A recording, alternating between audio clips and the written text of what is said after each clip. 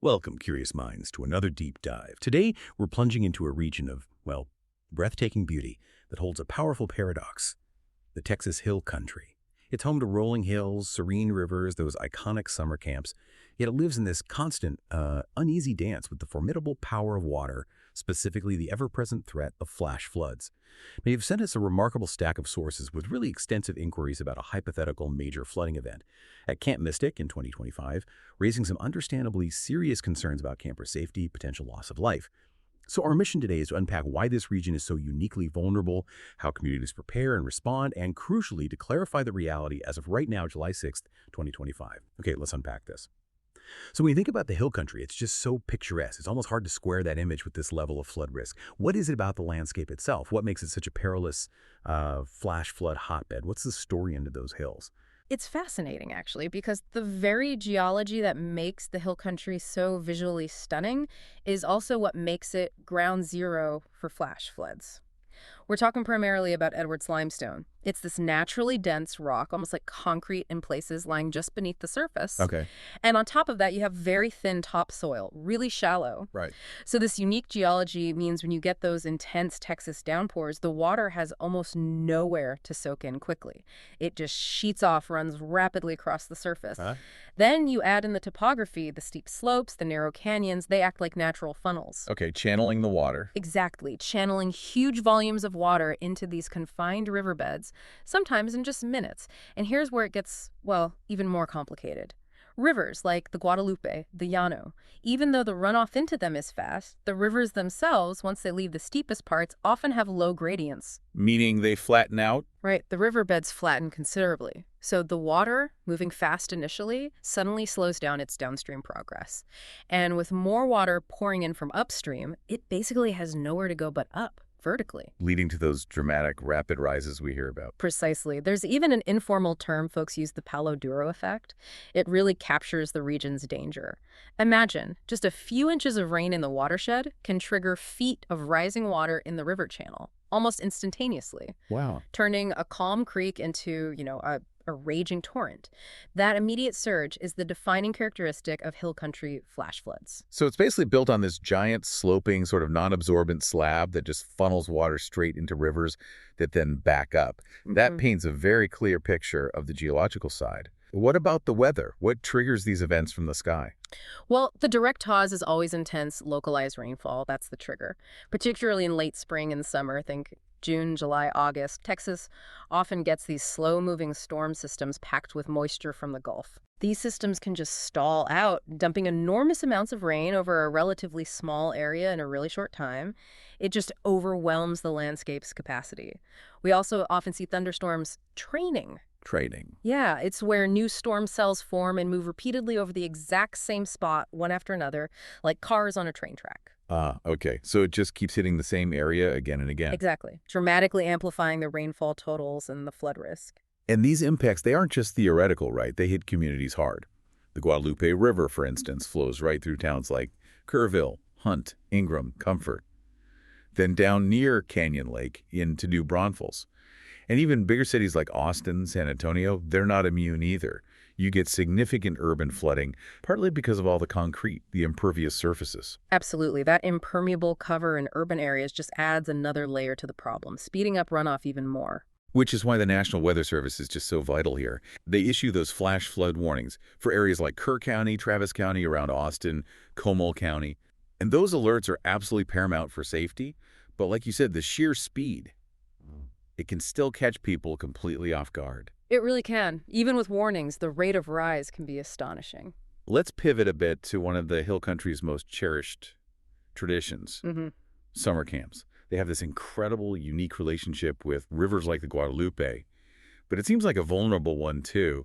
You totally see why they'd pick those riverfront locations for swimming, canoeing, all that. Yeah. But it puts them squarely in the path of these Texas flooding summer camp scenarios we hear about. It's quite a dynamic, isn't it? And these camps, many have been there for generations, adapting over decades.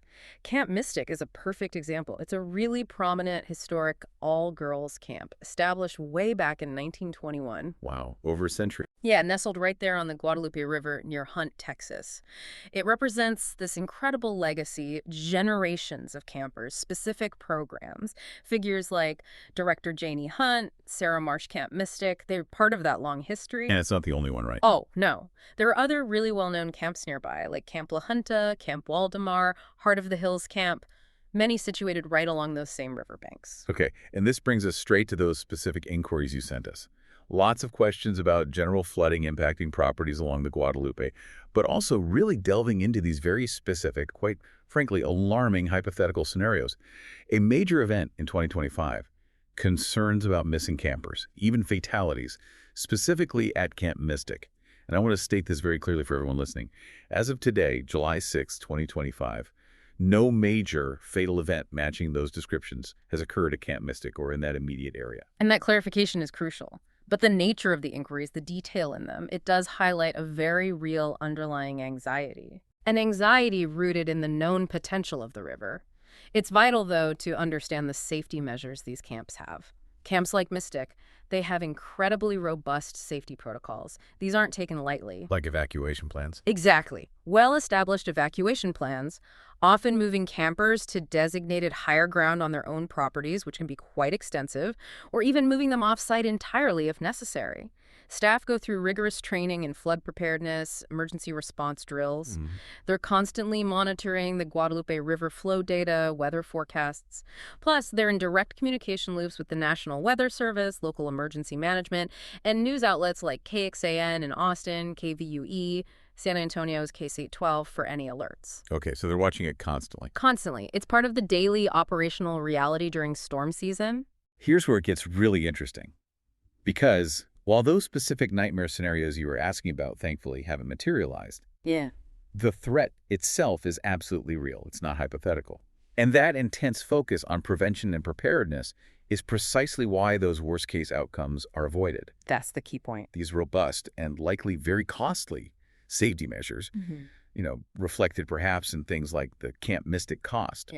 They are the reason that mass casualty events at these established camps, despite the region's extreme vulnerability, are thankfully incredibly rare. It's a constant state of vigilance and investment in safety infrastructure and training. So shifting gears slightly, when flooding does strike, maybe not at a camp, but in the region generally, and it does happen who steps in, how does that whole response system actually work? It's a truly complex, multi-layered effort starting right at the local level. In a place like Kirk County, the immediate response comes from local first responders, fire departments, police, EMS, and critically, the County Office of Emergency Management, the OEM. They coordinate the local response. Issuing evacuation orders, that kind of thing. Yes, evacuation orders, road closures, setting up shelters, coordinating rescues, providing immediate relief. Local news, like Kerrville news outlets, becomes absolutely vital for getting that information out quickly. Then you have the state level kicking in. The state government. Right. The Texas governor, currently Greg Abbott, plays a central coordinating role for state resources. His Division of Emergency Management, TDEM, activates. They can deploy state assets, personnel, equipment, sometimes even the Texas National Guard if needed. Okay. And there's a contingency, too. If the governor happens to be out of state during a major emergency, the lieutenant governor, Dan Patrick, steps in as acting governor to manage the response. Got it. So local, then state. What about bigger disasters? For major disasters that overwhelm state and local capacity, federal assistance becomes critical. That's where FEMA comes in. FEMA, right. Federal Emergency Management Agency. Exactly. They provide significant funding for relief efforts. That includes individual assistance for residents, think grants for temporary housing, essential needs for Texas flood victims, and also public assistance, which is funding to help rebuild damaged public infrastructure like roads, bridges, utilities. They work hand in glove with state and local officials. But there's another piece too, isn't there? The volunteer groups. Oh, absolutely crucial. The non-governmental organizations, or NGOs, they are often indispensable on the ground. Like the Cajun Navy. The Cajun Navy is a prime example, famous for their swift boat rescues in flooded neighborhoods, often arriving with their own boats before official resources can get everywhere. And you have groups focused on feeding people World Central Kitchen, Mercy Chefs setting up mobile kitchens, providing hot meals to displaced residents and exhausted first responders. That's amazing. They truly fill critical gaps, often operating with incredible speed and flexibility, driven by pure compassion. They're a vital part of the overall response fabric. And threading through all of this local, state, federal, NGOs is communication.